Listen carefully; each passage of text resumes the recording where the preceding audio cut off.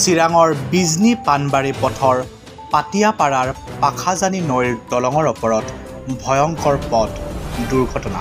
এখন motor cycle আৰু চাইকেলৰ মাজত সংঘটিত দুৰ্ঘটনাত দুজন থিতাতে নিহত আৰু আন এজন গুৰুতৰভাৱে আহত হয়।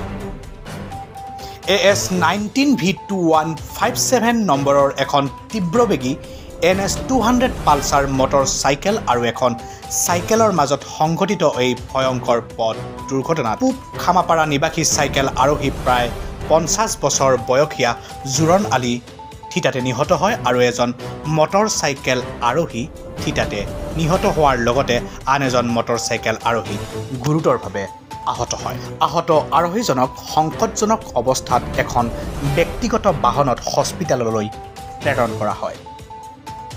নিহত বাইক আৰোহী আৰু আহতজনৰ পৰিচয় ইতিমধ্যে জানিব পৰা হোৱা নাই। ঘটনাস্থলীত বিজনী আৰক্ষী উপস্থিত হৈ মৃতদেহ উদ্ধাৰ কৰি লৈ যোৱাৰ লগতে সম্পন্ন কৰিছে ঘটনাৰ প্ৰাথমিক তদন্ত।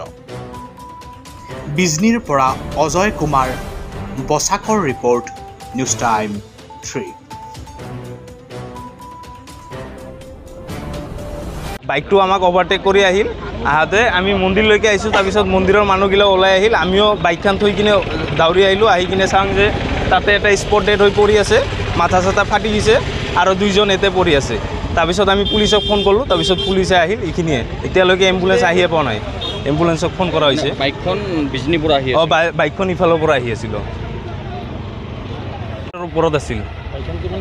100 স্পীডটো কমতে হ'ব। চিনি পায় নেকি মানুহজনক? মানুহখনক চিনি পাওঁ। চিনি পোৱা নাই, এজনকো চিনি নাপায়। এজনকো চিনি পোৱা নাই।